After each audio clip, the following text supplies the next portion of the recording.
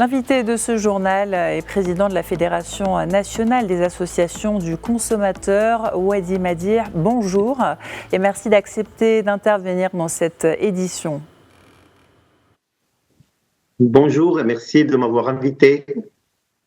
Alors parlons de la situation des prix des produits de base en ce mois de Ramadan.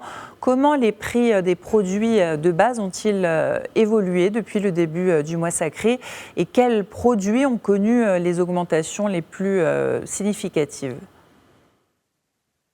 Alors, je profite de cette occasion pour remercier tous les consommateurs du monde à l'occasion de la journée des droits du consommateur le 15 mars et que cette année, effectivement, elle est sous le thème d'une mutation équitable vers des modes de vie durables. Cela, effectivement, coïncide et parfaitement avec ce que nous vivons actuellement. Puisque la cherté de la vie, bien entendu, et le pouvoir d'achat du consommateur impactent la consommation. En particulier aussi ce mois de Ramadan, ce mois sacré de Ramadan, je dirais aussi que les tendances des produits de grande consommation pendant la deuxième quinzaine du mois de Ramadan vont devoir voir une baisse significative par rapport au début du mois de Ramadan. Mais cela n'exclut pas effectivement les augmentations des prix sur plusieurs produits, fruits, légumes, poissons, viande blanche et viande rouge. Ce sont des produits de grande consommation qui sont très prisés pour ce mois-ci. J'espère que nos statistiques, comme d'ailleurs ça se fait chaque année, ne nous contredisent pas, mais nous estimons que cette année-ci, nous aurons certaines baisses de prix donc à partir de la semaine prochaine, Inch'Allah. Et alors sur quels produits exactement ? Comment ? Je n'ai pas bien entendu. Les baisses de prix, elles seront, d'après vous, sur quels produits ? Alors, ils seront sur majoritairement tous les grands produits de consommation. Donc, ce que nous avons constaté au niveau, par exemple, de la légume, la tomate commence à prendre un chemin baissier. Bien entendu, d'autres produits comme la pomme de terre et comme les poivrons, donc il y a une toute petite baisse, mais généralement, donc, ça a tendance à se tasser. Donc, cette pervance des consommateurs vers des produits lors de la première quinzaine va baisser avec la tendance, avec effectivement la durée du mois de Ramadan. Donc, on n'a plus cette plus grande envie de beaucoup consommer comme c'est le cas de la première quinzaine. Mais bon, je crois il y a aussi une baisse au niveau de la viande qui a été créée après donc ce qui s'est passé sur les réseaux sociaux. Donc les consommateurs, je crois que c'est une situation dont ils peuvent en profiter. Nous sommes même arrivés à certains prix qui avoisinent les 70 dirhams, même parfois 50 dirhams, ce que nous recevons aussi comme information de notre réseau des guichets consommateurs. Et je crois que c'est une situation qui est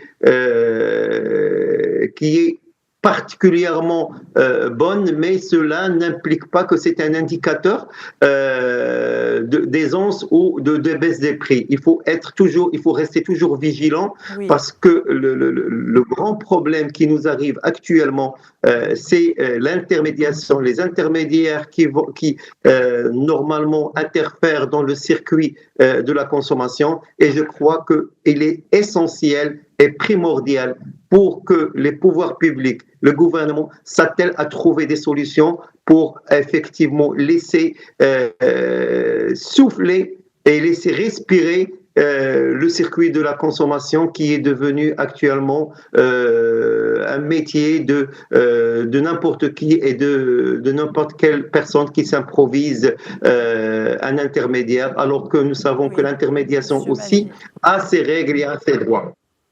Monsieur Madi, quels sont selon vous les principaux facteurs qui expliquent l'augmentation des prix des produits de base pendant le Ramadan? Est-ce que ces hausses sont saisonnières ou bien elles sont liées à des facteurs externes? Alors, les facteurs externes étaient là depuis 2020. Donc, on a vécu la phase Corona, et puis après, donc, on a vu que dans le monde entier, donc, il y a eu une inflation. Maintenant, sur le constat international, donc, l'inflation commence à baisser, même dans certains pays, ils ont drastiquement baissé. Et le cas du Maroc, avec la sécheresse qui parfois est un prétexte pour pouvoir légifier chez certains professionnels l'augmentation de prix. Mais le plus important, c'est que le marché national, il n'est pas réglementé, le marché national n'est pas suivi, le marché national n'a pas d'ordre réglementaire à suivre, sachant très bien que depuis la source du produit, il y a plusieurs intermédiaires, même avant que cela n'arrive au marché de gros. Et comme vous le savez aussi, les marchés de gros sont statués par une loi de 1962, alors que nous sommes dans une ère qui a beaucoup évolué et cela demande effectivement une évolution de ce genre de commerce et d'éradiquer tous les intermédiaires qui n'ont aucun droit pour pouvoir y rester et laisser effectivement une chaîne traçable sans aucun problème.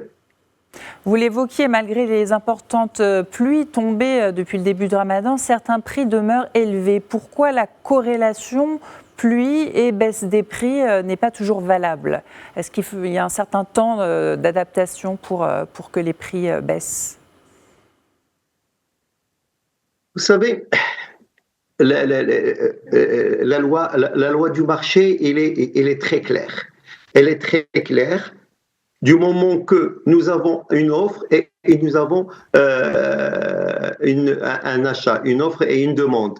Donc, et ça, on le sait, les économistes du monde entier le savent, quand il y a une offre abondante, le prix a tendance de baisser, et quand il y a une demande qui est là présente et l'offre n'est pas existante, le prix a tendance à augmenter. Mais bon, cette logique-là, elle est vraie tant que le jeu de la concurrence est là, et il existe et il est en droit d'être exécuté par les pouvoirs publics. Merci beaucoup Wadi Madi, président de la Fédération nationale des associations du consommateur. Vous étiez en direct dans cette édition depuis Casablanca. Merci.